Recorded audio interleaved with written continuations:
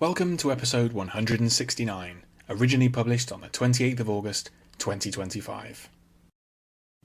Connie Willis is known for her stocked awards cabinet and for her lengthy novels in the Oxford Time Travel series. But this major figure of US SF has not always been concerned with exploring the past, or with doorstop-sized tomes. Remake, published in 1995, is one of her less discussed novels, short enough to sometimes be categorised instead as a novella.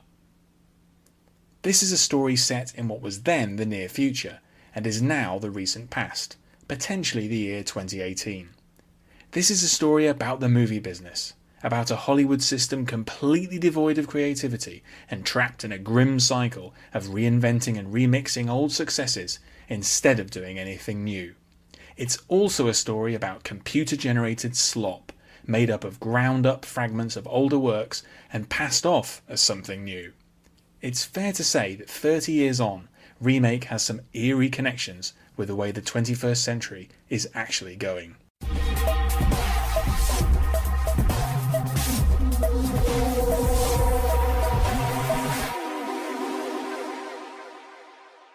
When Alien Romulus was released in 2024, it was widely viewed as a remix of various elements from previous films in the series. The most contentious element was the inclusion of a crude and uncanny digital recreation of the actor Ian Holm, who appeared in the original Alien in 1979 and died in 2020. Wendy Ide, writing in The Guardian, described this inclusion as ghoulish, exploitative, disrespectful and unnecessary. The film was otherwise well received and made $350 million. Director Fede Alvarez said he was in no rush to make a sequel, but studio bosses felt differently. A follow-up soon began production and the franchise juggernaut rolled on. American SF writer Connie Willis wrote about Hollywood cynicism, digital necromancy, and the queasy future of movie making in her short novel Remake, published in 1995. It's set in a 21st century scenario in which film production is entirely digitised, the dead are routinely brought back to life on screen, and new films are reconstituted and remixed from scavenged fragments of old ones. 30 years on, Willis's work rhymes uncomfortably with the plastic fakeness which has infiltrated not just Hollywood, but our whole media and information environment.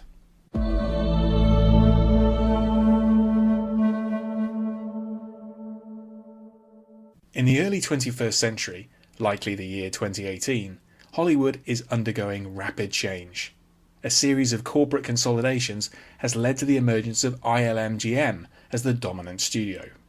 Every studio is locked in legal struggles over the rights to use the likenesses of deceased actors in new digitised films, made largely by cannibalising the classics of the 20th century. Live-action films are no longer made at all in North America.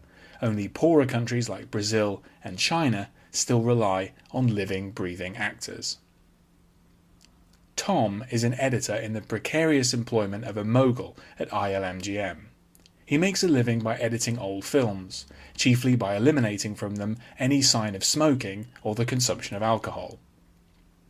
The irony of this studio-mandated moral crusade is not lost on him, as Hollywood is steeped in booze, casual sex, and a dizzying array of designer drugs. While Tom genuinely loves the movies, he's left jaded by this ruthlessly commercial environment. When he meets Alice, he belatedly realises that at least in her, a belief in movie magic is still alive. Alice wants to be a dancer on screen, but the cynical Tom goes out of his way to crush her dreams. When she disappears, he seeks her out. Perhaps because if Alice can't realise her ambitions, the silver screen dream is truly over. Connie Willis is a huge and enduring presence in SF, but Remake is one of her least discussed books. While it's most commonly classified as a short novel, and was a finalist for the Hugo Award for Best Novel in 1996, it's sometimes defined instead as a novella, and in this category it won the Locus Award. Certainly the book is short, coming to just 140 pages in the first paperback edition from Bantam, which followed a lavish limited edition version published by Mark V. Ziesing. There is very little plot in Remake, and what narrative it has is not particularly interesting, nor does it resolve very satisfactorily. This is a tightly focused, claustrophobic piece of work, with only a few characters and set largely in one room. At times, the novel almost drowns in Willis's vast tide of often arcane references to classic mid-20th century cinema, particularly musicals. While this fits with Tom's intensely film-oriented view of the world, it can become exhausting. What makes Remake interesting is the way Willis takes what was happening to the movie business in 1995 and extrapolates it into the future. Now that future time period is in the past, Remake perversely becomes more relevant than ever in today's era of resurrected screen icons, toxic nostalgia, synthetic digital culture, and the constant repackaging of old media into new forms. In Remake, Hollywood is in total creative retreat. Studios make no attempt to break new ground and give no concessions to film as art. Money is everything. Corporate and legal maneuvers have almost completely supplanted the creative process. Workers like Tom are expected to be glad to have any work in the industry at all, even as they are made to butcher classic films in the editing suite. It's easy to see the connection with Hollywood today and the working conditions which have precipitated recent strikes. Published in the year Toy Story was released, Willis's novel also anticipates the rapidly increasing digitization of filmmaking, which is nearly as pronounced in today's reality. The cut-and-shut remixed films in Remake anticipate the rise of AI slop, in which the works of artists and writers are taken without permission, ground up and regurgitated in new forms. The executives of ILMGM resemble today's tech bros, who believe that their plundering of other people's labour is somehow a form of creativity. The difference is that in Remake, the manipulation of old films is done manually, not by algorithms. Not all of Willis's predictions quite hit the mark. In the novel, it's mid-century Hollywood classics which support a continuing fascination. Today, it's more recent films like Star Wars which have become continuously reinvented franchises.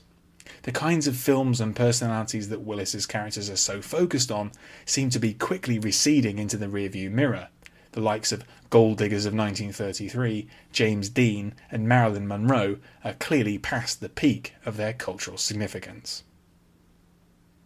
Remake is a demonstration that concerns about the declining creativity of Hollywood and its over-reliance on technology are not new. 30 years ago, Connie Willis imagined a sort of cultural dystopia in which technology pushes art and real craft out of cultural production.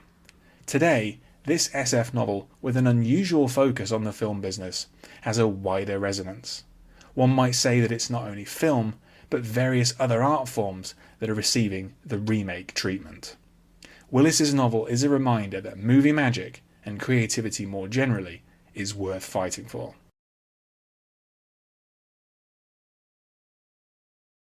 Thanks for listening. For more classic science fiction reviews, visit andyjohnson.xyz. You can also find the show on YouTube and follow updates on Blue Sky. In both cases, just search Classic SF with Andy Johnson. Finally, to get in touch, use the contact form on my site or hit the link in the episode description to send a text message.